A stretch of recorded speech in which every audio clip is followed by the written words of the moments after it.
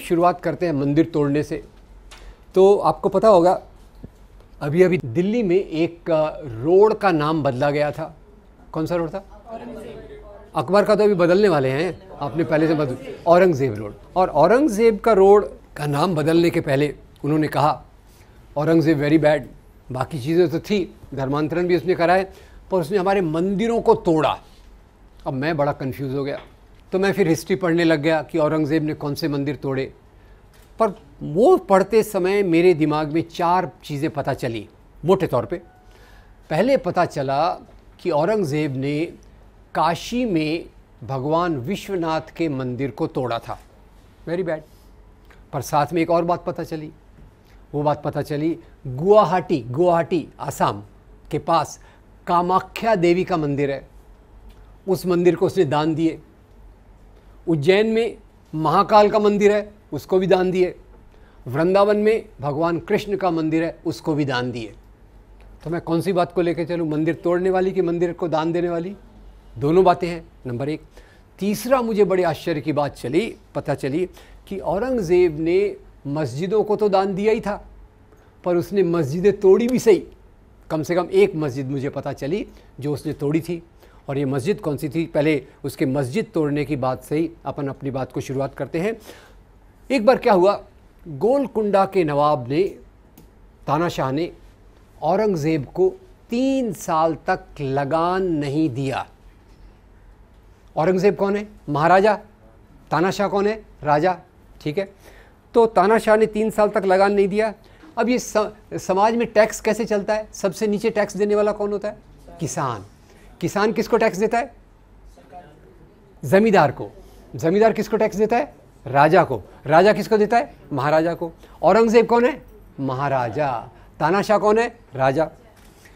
तो औरंगज़ेब ने तानाशाह को पूछा, आपने 3 साल तक लगान नहीं दिया, क्या प्रॉब्लम है?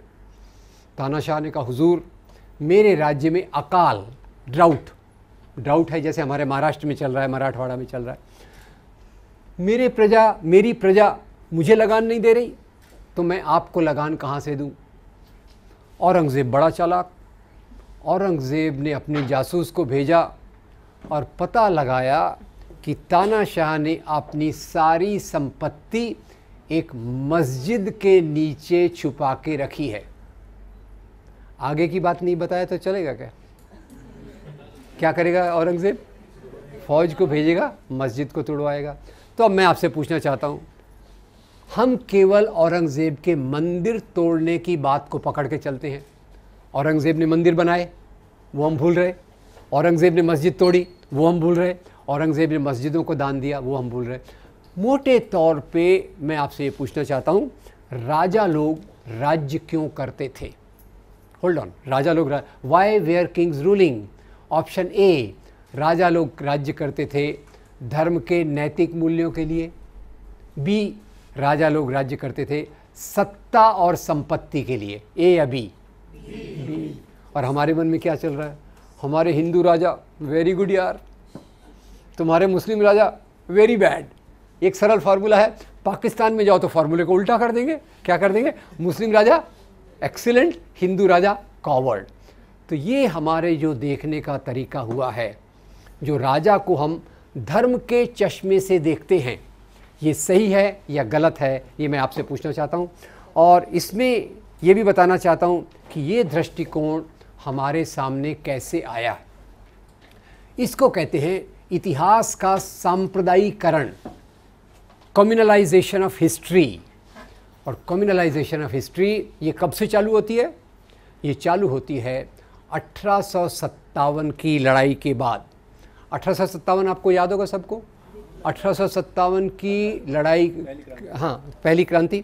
उसकी चिंगारी किसने लगाई थी? मंगल पांडे। उसका नेतृत्व किसने किया था? बहादुर शाह जफर। बहादुर शाह जफर के साथी कौन थे? तात्या साहब, नाना साहब, पेशवा। झांसी की हिंदू मुसलमान मिलके अंग्रेज़ों के खिलाफ लड़े।